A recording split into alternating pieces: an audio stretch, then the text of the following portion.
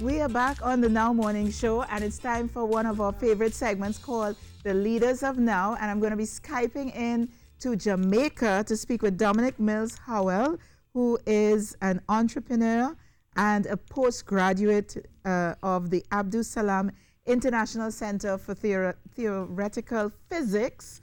And he's participated in many international programs aimed at nurturing young scientists and thought leaders, such as the Heidelberg Laureate Forum, the St. Gallen Symposium, and most recently, the Lindau Nobel Laureate Meetings. He's the founder of a social project called Gamifying Science Education, or Gami-Sci-Ed for short. And we're going to be chatting with him this morning. Good morning to you, Dominic Mills-Howell. Good morning. Good morning. Hi, and welcome to the Now Morning Show. In Jamaica, I know you're 1 hour behind. So Yeah, it's not so it's- too early right now. It's a bit early. It's a little bit early. All right, so congratulations on the work that you are doing. And tell us what is it Gami-Sci-Ed is for sure? Yeah, it's gamified. So Yeah. it's supposed to be gamified, but you replace the "fied" with "sci" because it's Right. about science. Right. So Yeah. tell us more about that project. So essentially, what it is that it's a centralized learning platform. So I realized when I was a student and when I became a graduate student, Yeah. there's a problem with the way we test things. It's very subjective. It's usually a teacher's experience where they, draw from and say, I've taught this course maybe 5 or 6 years before, and I know students are, I can't gauge the difficulty necessarily, so I use my past experience to gauge the present difficulty.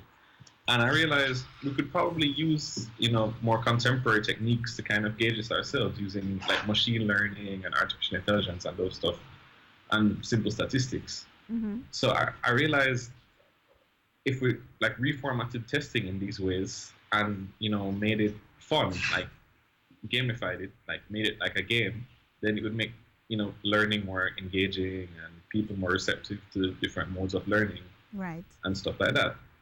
So I realized that there's also a tablet program in many areas of the world, including Trinidad and including Jamaica, that's proliferating at like a wide, speed, like really quickly. Yes. So I realized this is like the perfect time to come into this market and introduce something new. Because we're becoming more receptive to digitalization, and they seem like the perfect opportunity to actually really dive into this field. So how does one access the gaming? I'm getting it Gami-Sci-Ed. How does one access it? Is it like on a website that you have access to, or is it an app that you have to download? Yeah, so it's an application that you'd have to download. Right. But we're still currently in beta testing, so we haven't actually released it yet. Mm-hmm. But we're getting there. Yeah, yeah. And your background is physics, correct? I'm actually a mathematician. You're a mathematician, okay. That studies physical problems. So I'm kind of both a mathematician and a physicist. Yeah. Tell us about your experiences at the Heidelberg Laureate Forum and the Nobel Laureate meetings and so on. Why were you part of these events? So the Heidelberg Laureate Forum is like a conference for mathematicians and computer scientists. So they pick 100 mathematicians from all over the world and 100 computer scientists from all over the world. Yeah. And we get to meet like these very famous mathematicians and computer scientists. So, for example, Vint Cerf, one of the fathers of the internet, he was there. There's many people who seminal works contributed to a lot of things we take for granted now. Yeah. And it was really, a great experience for me because you spent an entire week listening to them in conferences, and we had breakfasts and dinners together. Yeah, so that's sort of network as well. Yeah, exactly. So you meet people from all over the world, and you get to, all these type of views and, different ways of solving problems and thinking about deeper problems, not just technical like mathematics and computer science, but societal problems as well. Mm-hmm. And the Lindau Nobel Laureate meetings actually was this year. So it was last month, the end of June to the beginning of July. It had finished the 5th of July. And it takes this year we had 580 people from all over the world who got to spend the week with Nobel laureates. Yeah. So I spent the week with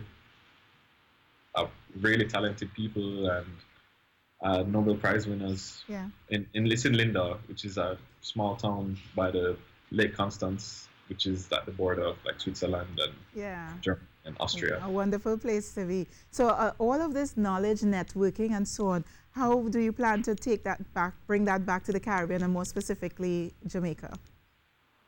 Well, one of the great things about these conferences is that you really learn a lot of things in terms of implementation and skills and moreover how receptive different people, like different cultures and their respective peoples Yeah. are to these type of things. So within the Caribbean, it gave me, a kind of reference point because we don't all really learn at the same speed, and how we learn things is very different compared to how we learn things in, say, Germany or Switzerland. And Right. we have to kind of take those things into consideration. Mm-hmm. So one thing I learned was that to take it back to the Caribbean, you have to, really modify it for the culture. The most important thing is the culture. Yes. And if you really have a deep understanding of your culture, then you understand what people learn. Like, for instance, one of the more interesting things I found is that within African societies, oral tradition was always more prominent than, say, written tradition. Mm-hmm. So stories were always passed down through histories, like through their history was passed down through oral tradition and whatnot.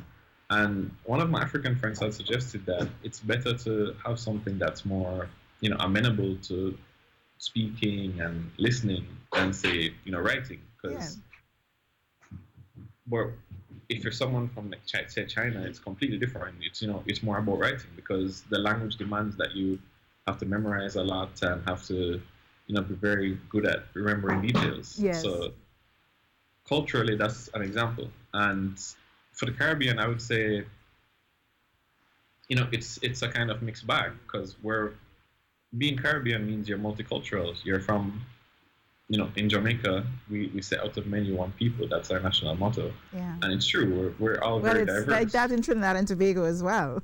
Yeah. Exactly. Yeah. So we have to take into consideration how these respective societies have evolved and how this has related to, learning within the framework of like learning and education and that stuff. Yeah. And that's what I'm kind of trying to quantify. Mm-hmm. And feed it into the work that you do.